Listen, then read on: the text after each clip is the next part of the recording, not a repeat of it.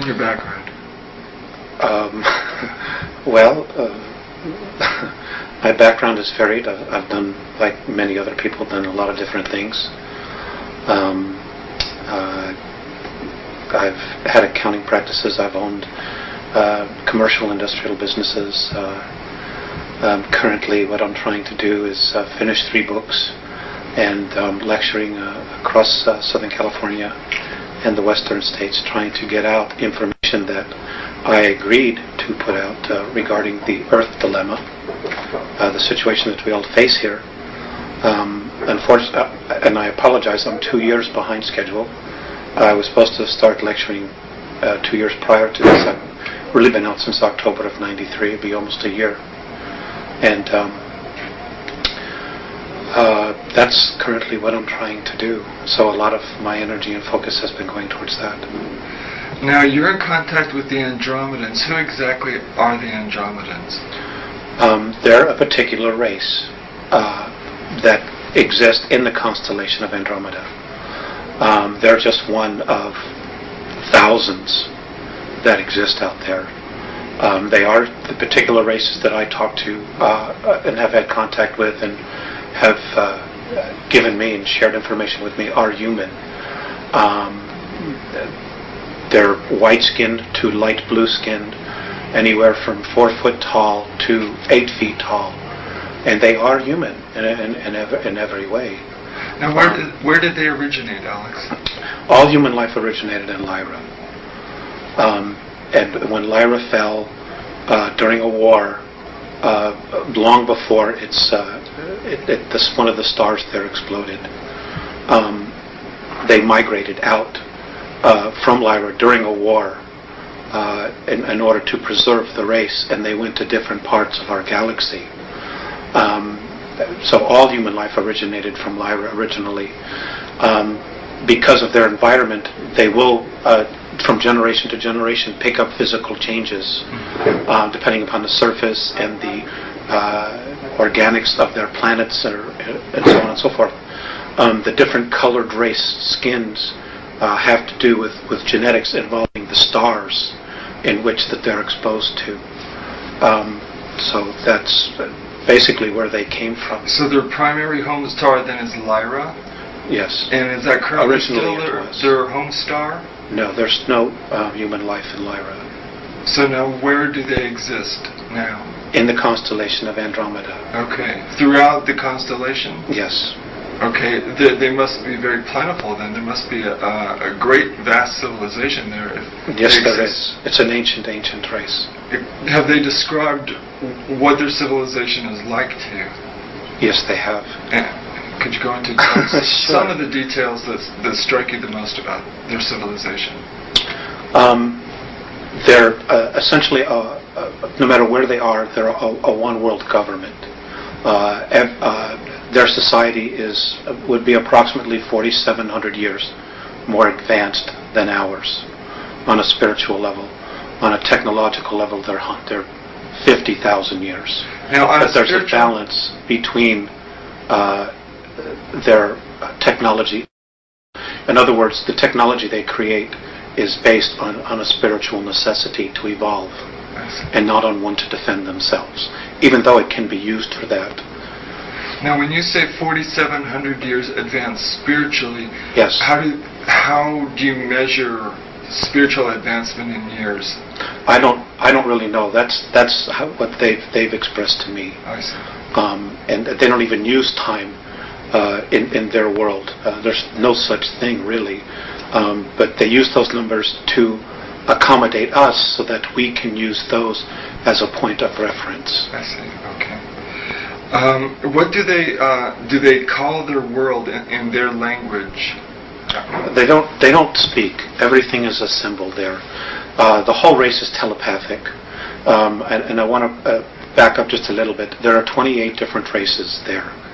Not all are human. Many are dimensional, plasmic, organic, that were there before the human aspect of the Andromedans themselves, or the Lyrans got there and became Andromedans.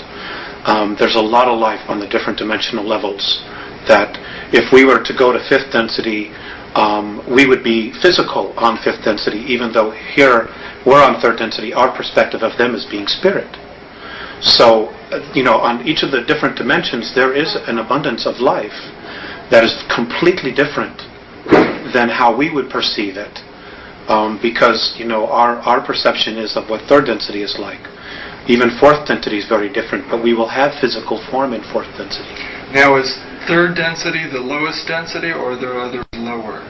The animal and insect kingdoms would be, and planetary systems would be considered lower, but to be perfectly honest with you, I've not had a clear definition of that, because I haven't asked.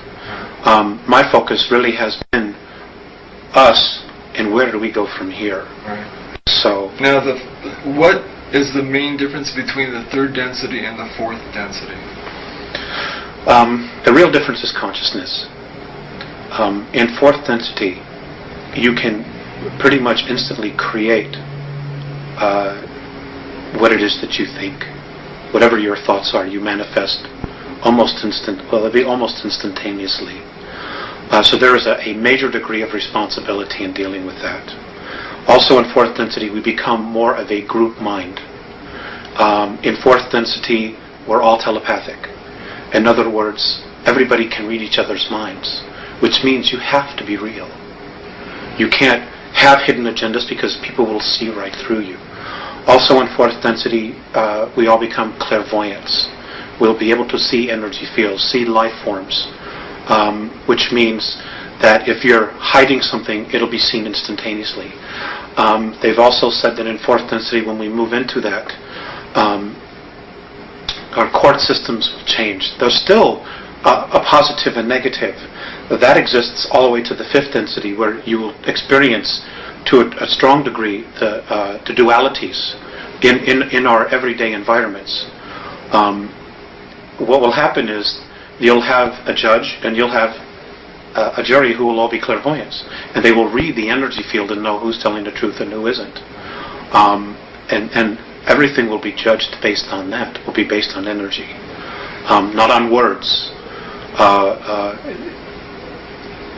In fourth density, when you walk by somebody or you touch somebody's hand, you will instantly know everything about them. So again, there will be no hidden agendas. Everybody will really have to be real.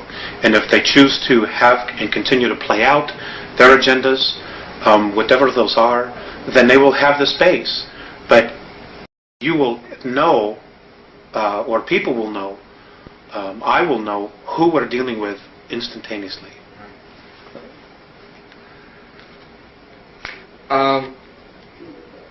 What is there an economy, and what is the basis of their economy? Is it like a spiritual economy, or is it like the value? I've heard some people describe their views of other extraterrestrial civilizations as having a spiritual economy where the amount of psychic energy you put into something is given a value. Have they expressed any how their social systems work? Okay, I know a little bit about that. Essentially, everybody is given exactly what it is they need to evolve. There are many different races. Each race has their own uniqueness about them, based on their particular belief systems. And my understanding is that everything is a belief system. As far as the Andromedan culture, children go to school, or the Andromedans, they go through a birth process just like we do.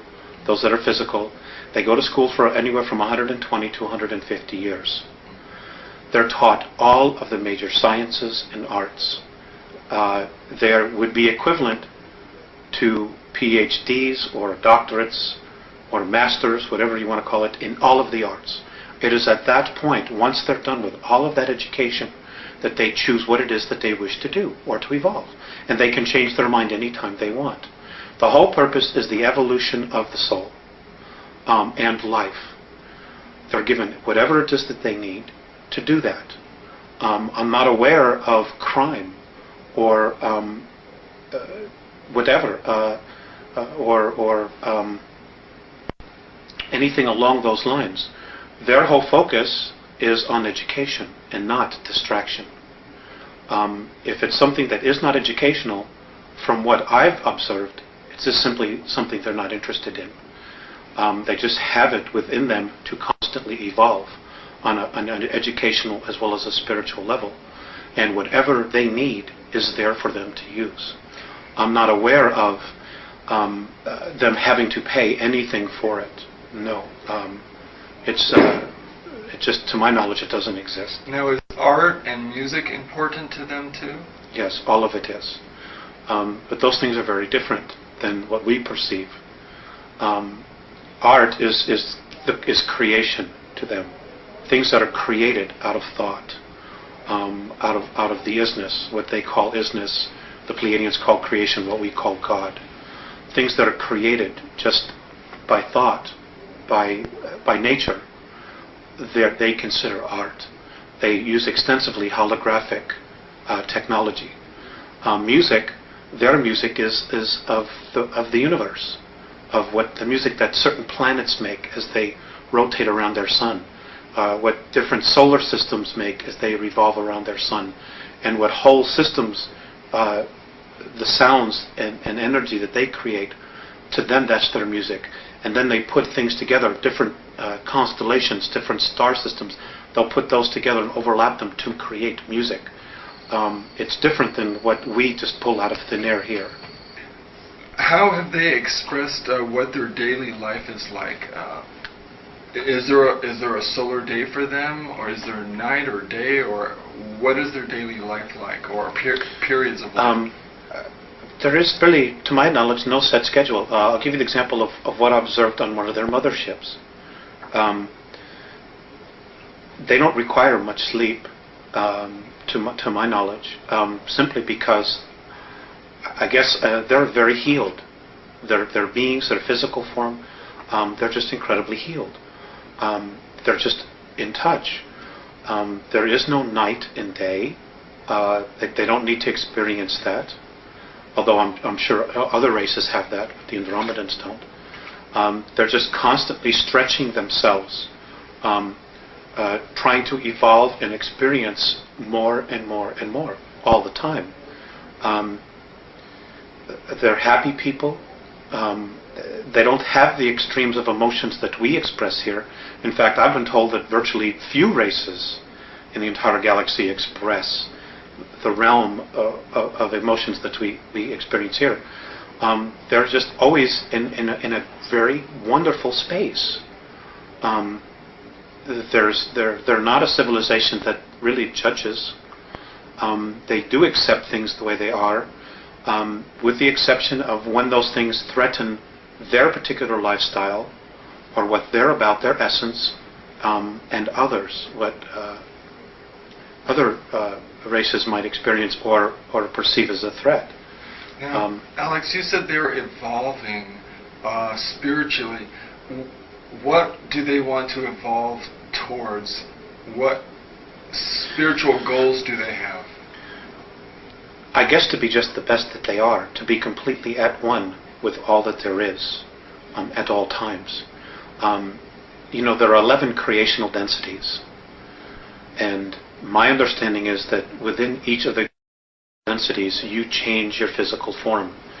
Their goal as a race is to go from the densities that they experience, which are 3, 4, and 5, I guess, to move to 5, 6, 7, and 8, and then from there 8, 9, and 10, and then to 11, and now the new dimensional realm that's being created, 12. It's just to continue to evolve. Nobody knows exactly what the ultimate goal is, because the essences that they're in touch with, that are on 9th, 10th, and 11th, are continuing to evolve. And now there's a 12th density that's being added to our universe, and they're being drawn up to experience this new density. So nobody really knows what the ultimate spiritual goal is. They themselves are still searching for what God is. They know it exists, but what it is, nobody really knows, which is why they call it the isness. It's just a force that's there. And how we perceive it is based on how we perceive ourselves and our own belief structures, belief systems. And that's how we use the energy to create. Now, you mentioned that they're in contact with essences from the 9th, 10th, and 11th. Yes. Can you describe what they describe these beings to be like to them, and what they would be like to human beings? It's just pure consciousness. What their daily lives are like, I don't know. I don't have any idea. Have they described them at all in any sort of detail to you? Just light. Just light. Just light. Oh, just light. Just light. That's all I know. Okay, now, what abilities do the Andromedans possess that exceed those of Earth humans? You mentioned telepathy. Well, you mentioned that's an interesting question, and I don't know that I necessarily like the way you put it. The abilities that they have are latent in everybody. They just haven't lived in a society that has been screwed with like we have been here. They're all telepathic, they're all clairvoyant, they're all healers because they're taught all of the sciences. They're whole. I guess that's the only way that I can put it to you, is that they're completely whole. Every soul knows who they are, they know who they've been, they know what their reincarnational past has been. They as a soul have a personal agenda which every time they incarnate they're consciously aware of. So they know where they're going. They see improvement in themselves life after life after life. We, if we hadn't been so screwed with here, would have the same abilities. We could very much be where they are. But we've been manipulated incredibly for the last 5,700 years on an intense level every day. Our real manipulation really started about 14,000 years ago, when the Orion group started manipulating our DNA structure. So it isn't that they're better, because they're not. We're just different. We're a little bit behind than they are because of our manipulations here. But the real bottom line here is we're all spirit. We contain a soul.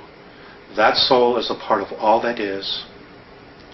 And that soul has been really trying to be recognized in each of us. And it hasn't been because of the material and the belief systems that we have evolving around us being people, about being physical, and about the real truths of our essence, of our existence, of who we are, having been blinded from us, from our spiritual teachings, from the religions, and us being convinced that we're something that we're not, that we're physical, that we're animal form, and we're not. We're spirit. Our spirit animates these physical forms. Period. Alex, what is the Andromedan Council? It is a... Excuse me. Oh, sure. It is a political body that's represented by now 133 different races and cultures and planetary systems. There are over 1,200 systems and planetary races, evolving races that could be part of the Andromeda Council, but not all of them are. It would be comparable to Earth here to like a United Nations, except it's not a United Nations in the sense that it has a political agenda. The Andromedan Council, as a body, their sole purpose is to facilitate evolvement of all life in the galaxy. And that's really what their goal is to allow all life forms to evolve on their own without manipulation. Obviously that's not occurring here on Earth. And we're not the only ones. This is occurring on 22 other planets in our galaxy. But the other planets are not stuck in the muck that we are, to the degree that we are here. And this is a major concern for them, because we're not moving in a direction that we should be moving. There are elements here that are definitely holding us back. And because Earth has become this real prize, and not only Earth, but us as well. So I'm getting off a little bit. I want to stay with your questions. So its overall goals then are to elevate the spirituality of all life forms in their own particular ways? Evolutionary ways, right. That they evolve according to the degree of their consciousness. Now, how and why was it first brought into existence, the Andromeda? I don't know. I do know that it was formed.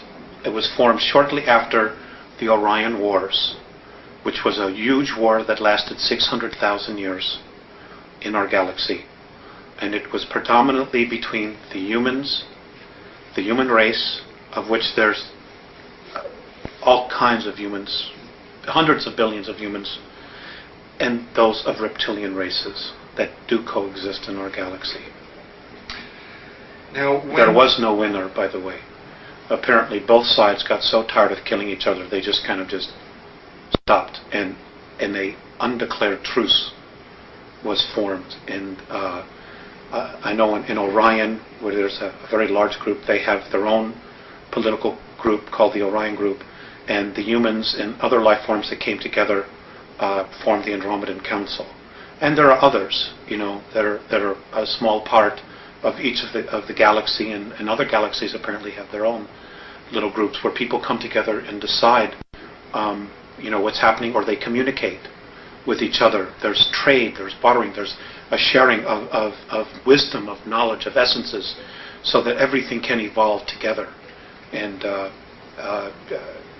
work in an unconditional love type of space. You're lucky. You're a lucky person, I think. I know you have a very difficult task, but I think you're very lucky to be given this wisdom. I think you're very lucky. When did their interaction with human beings on Earth begin? 1980. 1980? 1980. And how did that begin, and what was the essence of that interaction? Okay. It really all evolved around the Pleiadians themselves. Earth has been the subject of discussion for a long time. The real attention and focus really started when we started detonating our first nuclear weapons. We did, as a race. Nuclear weapons had been used here in our ancient past hundreds of thousands of years ago, because there have been wars here between a lot of different factions, predominantly most of them human. The Pleiadians had agreed or offered to come back here and try to help raise the consciousness of the planet. Well, apparently what happened was, when they got here, they were really faced with their past. The Pleiadians had had incredible civil wars amongst themselves, and other wars. And they had just moved into a fourth and fifth density consciousness, and they didn't want to come back here and take the warrior space again. And because of the Greys' involvement here, and the Orions, and a small group from Sirius B, and the Orion group, and a group from Rigel that are here as well, and others, they didn't want to come back here and have to move into warrior space. So they started dragging their feet. In other words, they didn't do as much as they needed to do. Well, as this is occurring, changes in our galaxy are also occurring, and they're moving at a much faster rate. So the Andromedans finally said, well, what is happening? What have you accomplished? And the Pleiadians basically said, we're having our own conflicts dealing with this, because the Pleiadians themselves have a tremendous amount of karma with our solar system, with Mars and Earth. They simply just weren't as motivated as they should be or could have been to start making the changes here. They also had made some communications with the Earth governments that didn't go very well at all. So basically, they said, well, we don't know what to do. So the Andromedans themselves said, okay, well, we'll do it. We'll take this, because it is important for the whole. We'll make an effort. Now, the Andromedans were probably the better choice, because they don't have any karmic ties to us. So they're completely neutral, and they're probably better observers as well, because of their neutrality. So they've basically been taking over. And what they did was they got involved in 1980. They're working with the Pleiadians, with the Sirians. They have... Which group is Sirians? From Sirius A. Sirius A. So what they're doing here now is they're trying to raise the consciousness. They came back in time to 1964 to contact me. I'm not the only one. There are others. There are also other people who are mediums or channels or whatever word you want to add to it, who are also getting information on a spiritual level. Octurians are also involved. And the whole point is they want our part of the galaxy to evolve. And what's holding it back is our solar system. And what's holding back our solar system is the consciousness of humanity on the Earth. The Earth herself, as an entity, spiritual entity, wants to move into fourth and fifth density. But she can't yet because of the consciousness of humanity. And in order for her to do it without humanity, one of two things have to happen. Humanity either has to shape up, grow up, as the Andromedans say, or humanity has to be removed and get out of the way. Cleansed. Exactly. Whatever term you want to use. But those options don't necessarily involve us using our free will. So that's the dilemma that we have. It's like we are so entrenched in our belief systems that the reality of our belief systems is being chipped away daily, to what we think is real. And an overlapping degree of thoughts and energy are being introduced that hopefully will open our perspective, enough people's perspective, to the point where we can experience a real leap in consciousness here. And we have to do this quickly. We have to do this by 2001 in order to really... particular month? Between July and August. And what's happening? That's the probability. What's happening July, August 2001? Well, basically nothing, but, we're creating our future. Much of our future, that our belief systems, is being focused on the Book of Revelations, on other prophetic disasters that are to occur. So you're talking about self-fulfilling prophecy? Right. We're literally going to create it. We're literally going to create our own demise. Because we're buying into belief systems that say we ourselves are not mature enough or grown up enough to take care of our own selves. So we need somebody to come in here and take care of us. And that's an absolute recipe for disaster. Because, who would want to come down here, who would want to come down here and save us from ourselves? Because then they're going to have to tell us what it is that we're going to have to do. We're not taking responsibility for ourselves. The Andromedans say that, the divine plan is one of freedom. Any savior that comes down here and implements a government to save us, there's freedoms will be taken away from you. So that whole system of belief was part of the system of control that was set up in the first place. That's right. A lot of it has been Gray and Orion manipulations. Okay. And if you have time travel, it's very easy to go back in time and manipulate the future. It's very easy. And this they've done in an incredible way. They haven't been here thousands of years like our government says. The Greys have really only been here 59 years. Travel capabilities, they've gone back in time and they've been able to manipulate series of historical events to bring us to where we are now, to where we are asking for somebody to come in and save us. And they're already here. And if we ask, because of our free will, will you please save us? Well, then we've asked for it. And we've gotten exactly what it is that we deserved, because we didn't take responsibility as a race to fix our own problems and to deal with our own problems. We kept looking outside of ourselves. And, this is why the Andromedans are so strong about us growing up and really taking responsibility for it. Now, how many human beings is the Andromeda Council in contact with on Earth? I remember you saying at one time 4. To my knowledge, they're in contact with 4. Beyond that, I don't know. I don't know if there are more, if there are going to be more. I know there's one in the United States, there's one in South America, one in Asia, one in Europe. But there are other groups that are here, over 170, who may also on some level be talking to people and communicating, whether it's physical or telepathic or through mediumship, dealing with the different spiritual levels. There's a lot of information that's being sent down here. Are they finding it's effective? Is it working? To a degree, it's not working as quickly as they want, simply because most people are incredibly apathetic. Right. They're stuck in their 9 to 5.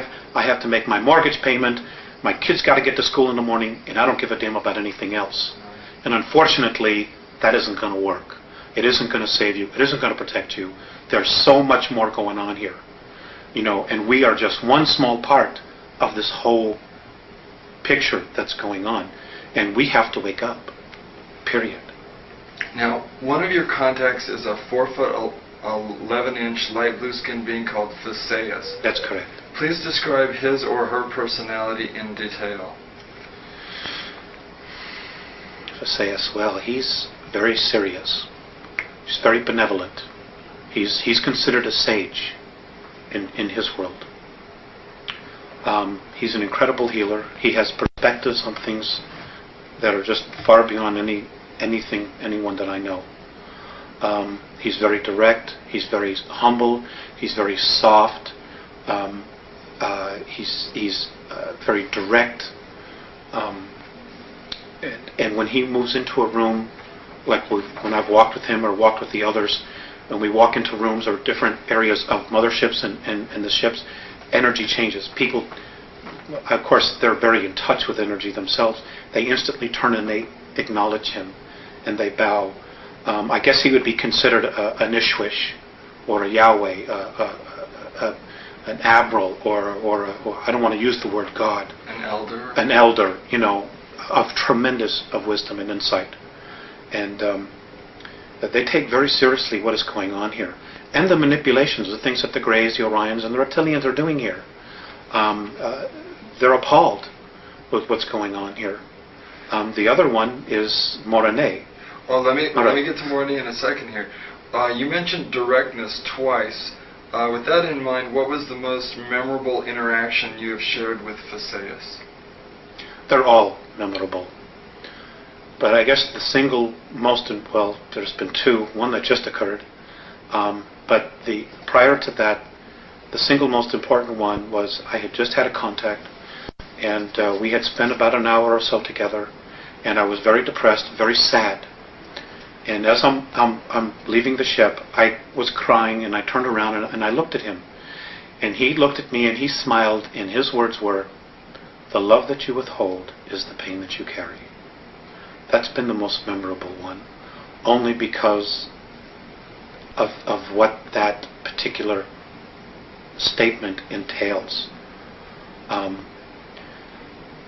When we leave our physical form, and what many of the Catholicisms teach, you're judged by God. It just simply isn't true. We judge ourselves. And what I read in that statement is that when we cross over, we look at the places in our life where we withheld love, that we maybe didn't give enough. And we judge ourselves on that. So that's been the most profound one for me. And Morane, he's 7.5 snow white skinned hairless being. Also, he's light blue as well. Oh, light blue. I'm sorry. He's light blue. Can you describe his or her? Can you describe his personality then in detail? He's serious, but he also has a really good sense of humor. He can snap me out of my depressions very quickly, and he has just a different perspective of looking at things.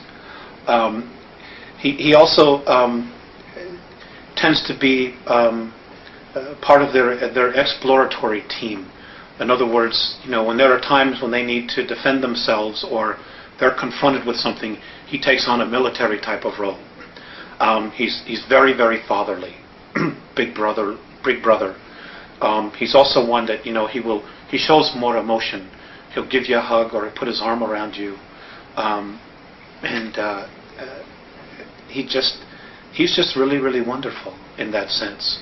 He's more human in that sense. He's not as sterile sometimes as Theseus would appear to be. It's not that they're not loving. But sometimes Morene is a lot more animated. And I can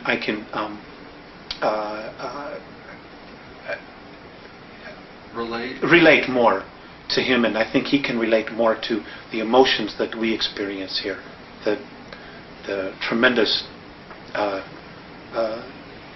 extremes that we experience. I think he's a little bit more in touch with that, than maybe sometimes Visayas appears to be. Now let me ask you, what was the most memorable experience you've had with Morene?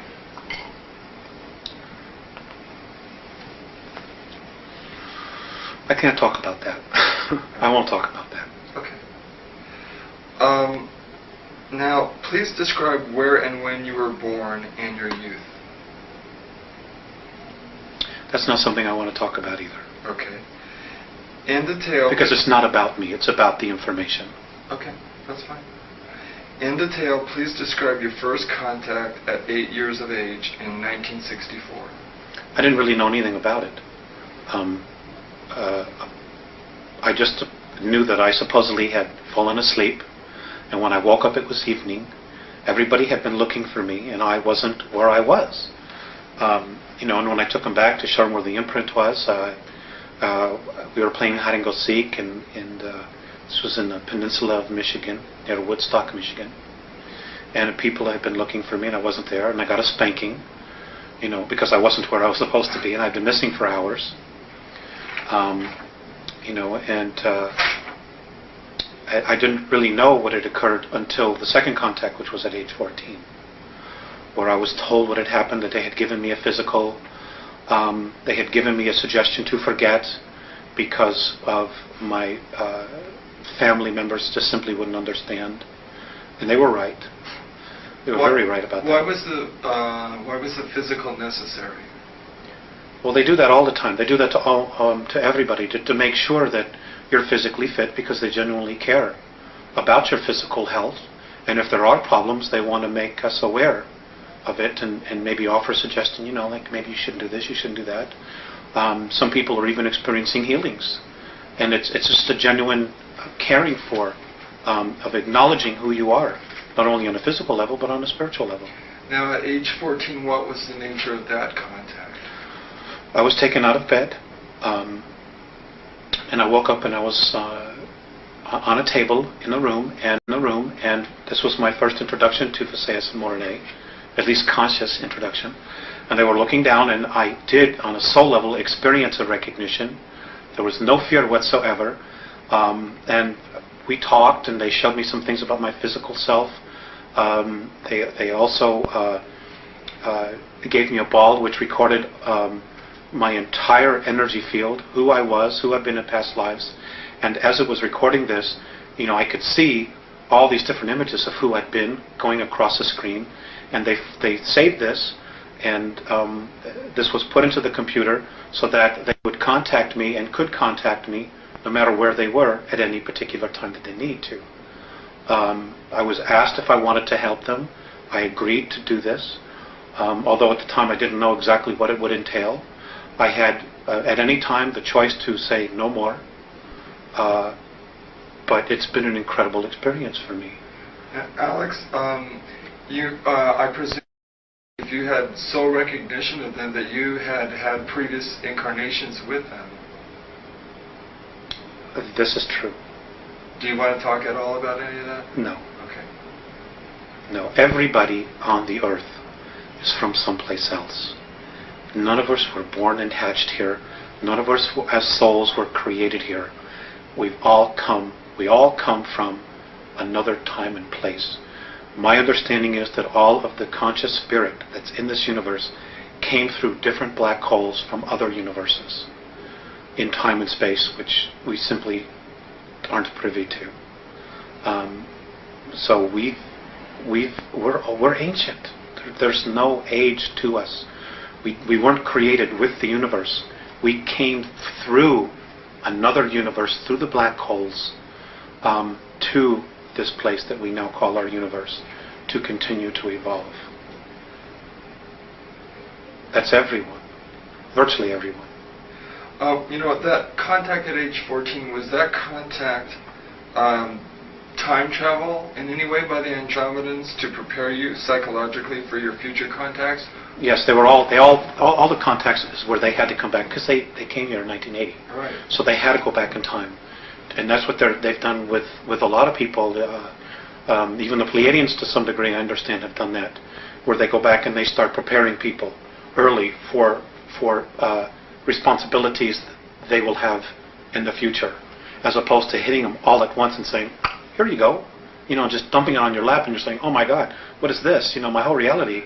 So there are increments of preparation that have occurred and continue to occur, and this is occurring with humanity on a whole, in similar fashion, where information is being disseminated in little bits and pieces of ground roots. People are starting to come together and really sensing change, and they're slowly but surely being brought to a level that when the real truth hits them, they'll be able to experience it, handle it, and assimilate it for our good, Now, in 1985, your contacts with Visayas and Morni began to become more frequent. Please describe the nature of your contacts and the content of your discussions and the ways in which you communicate with them. We don't have enough time for that. Okay. But, we have put together a series 1 and Series 2 of this information. In 1985, it really started the information, they were physical. It evolved around the Greys, the Earth agenda, our spirituality, religions, Earth governments, Earth history, our genetic creations, the 22 different races that have actually colonized the Earth at one time or another, and who we have within us genetic racial memories of, within our DNA. And present time, things that are occurring now, and probable, I stress, probable future events, because the future is being created every day, and it's being changed every day, based on our thoughts. So, just to sum up, it is I would need 10 hours. Okay. That's not something I could very simply go into. Okay. But the series of 8 and so on and so forth does in fact cover that. Okay. All that information. All right. Now, how does the symbol they gave you play a role in your contacts with them? Symbol. Apparently, they gave you a symbol that you use when you want to talk to them. Want to talk to them. The symbol was something that I chose. Oh, I see. Do they ever talk amongst themselves in a language you don't understand? They do, and it's not really a language. They're telepathic, and yes, they'll stand in circles when they're talking, and when they do talk, flashes of light where their third eye is, right here, different flashes of colors that we don't even have on our third density spectrum, just appear, and they're just boom, boom, boom, boom, boom, flashing all this color, and it's like instantaneous sentences are being just communicated, and sometimes there's nodding, sometimes there's nodding this way, or sometimes up and down, sometimes there's gestures, but all the time there's just flashes, and their flashes is their language. It's rare that I've been privy to what it is because they happen so fast. I couldn't assimilate it. So there are some universal gestures then. Yes. All human beings are very animated. Yes, they smile. They also frown, and they also look very sad when something is distressing them. So they do experience it. They do experience emotions, but not to the degree that we do. After they've had their discussions, one will turn to me. Usually, most of the time it's Morene, and he'll talk to me like I'm talking to you. He'll actually go to the great lengths to speak to me. Or sometimes it's just telepathic. He'll just look at me, and for a while there I wasn't always getting the message because I was so focused on the color that was flashing in front. I was watching that. I was like, that was flashing in front. I was watching that. I was like, wow, this is really amazing. But sometimes I'd have to repeat it. So, but now that novelty has worn off. So now I listen to the message. And Visayas is almost always telepathic. So that's what they do. What have they asked you to do in order to help them? Just to disseminate information. I'm currently in the process of trying to investigate all of the current UFO information that's out there, and what I've had the ability to do is to sometimes check it with them. Well, is this true? Is that true? And they've said yes, or they've said no. There is a lot of disinformation out there. So what I've been trying to do is just to assimilate what is real and give it from their perspective of how it affects us. We have a real mess on our hands. Okay, let's talk about some of that. According to your Andromedan sources, there are 3 groups of extraterrestrials who are involved in very distressing agendas here on Earth. One is the renegade gray-skinned Zeta Reticulans. Another is the Giza intelligence, formerly of the Pleiades. And a third is the reptilians from Alpha Draconis. Is there another? Yes. Okay. There's the Orion group as well, and there's 141 of them here. And they're from Ursa Minor, Ursa Major, Rigel, and Betelgeuse. From that particular group, that particular area of the star system. There are a lot of agendas here, hidden agendas. And you have to understand that some of the races, for example, the Draconians.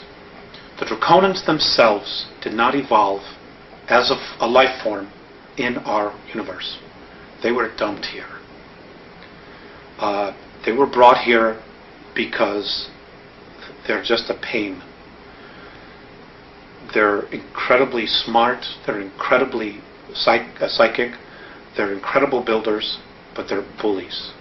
Their whole thing is control, domination. And because there's no race in our universe that can really beat them up and wipe them out, they don't have to choose light or dark. They're just where they are. And they've chosen the opposite polarity. They're a tough bunch. They've manipulated a lot of civilizations throughout our galaxy.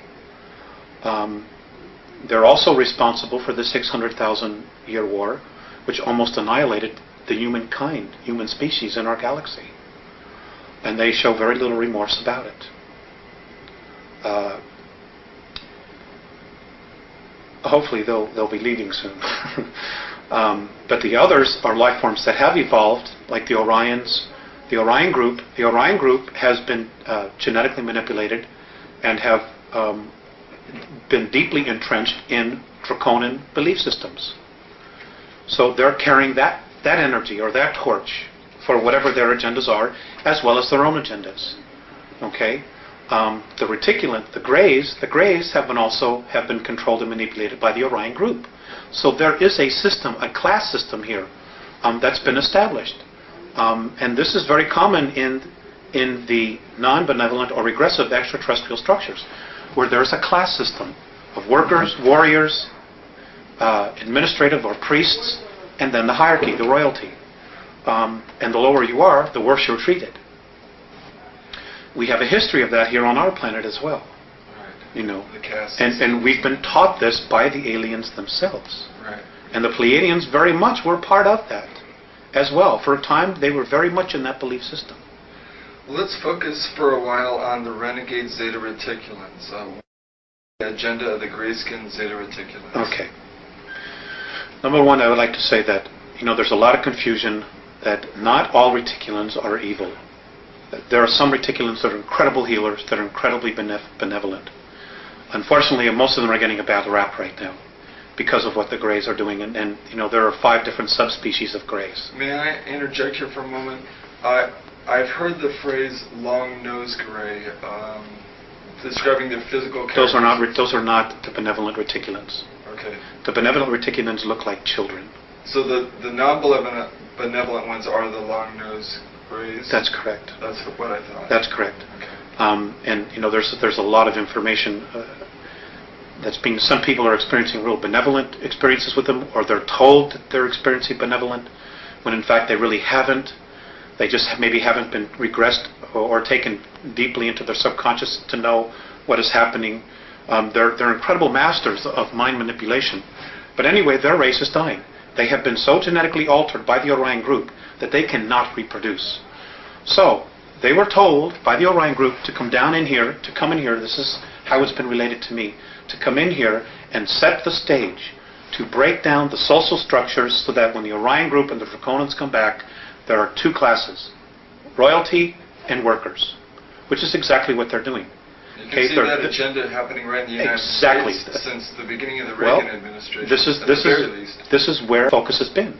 Has been on the United States, singly. And there's been a reason for that, which we'll cover in just a little bit, but let me get my thoughts out here.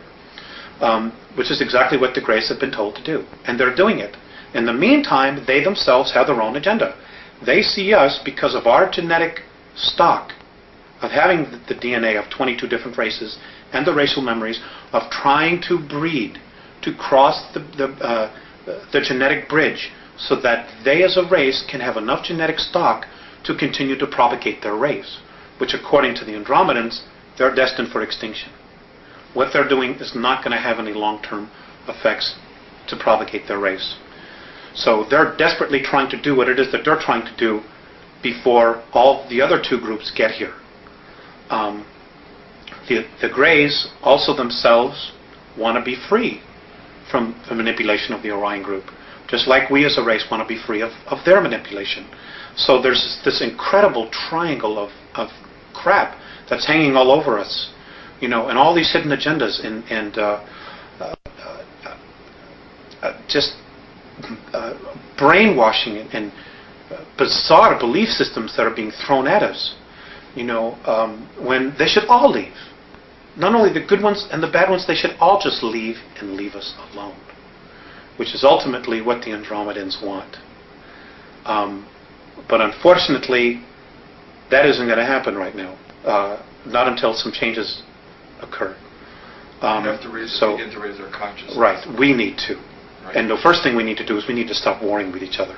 We need to come together as a race, and no matter what happens, we need to stop all of the political garbage and say, look, when it comes down to the bottom line, all we have is each other as a race.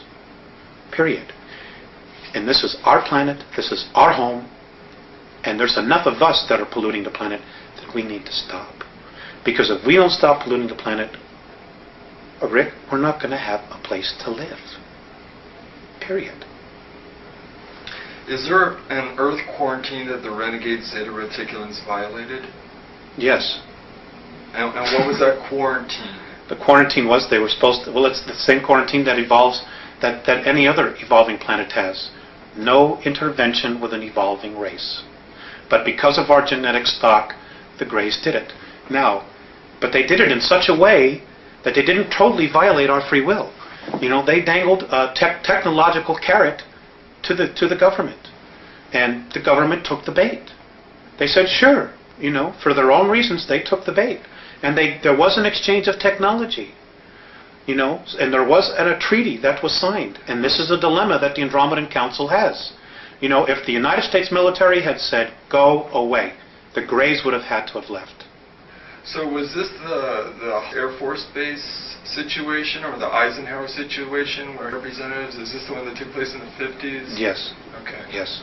All right, and this was with the Long-Nosed Greys then? That's true, and there were two groups there as well. The 7 from Sirius B, who are still here, were also witnesses to this, to add credence to it. Okay. So, now, and there are also, now just to add to this, the Andromedans have also said that in 1933, when the Greys really first got here, that they had actually approached the Germans, and the Germans said, no, you're out of here. We already have an agreement, and apparently the Germans were in touch with Giza intelligence. So the Greys left. They didn't pursue it at all, and they found their next opening here in the United States. Let's go digress just a moment. You mentioned Sirius B. They have a relationship with the Dogon tribes in Africa, correct? Is that correct? Yes, I understand that there is some ancestral genetic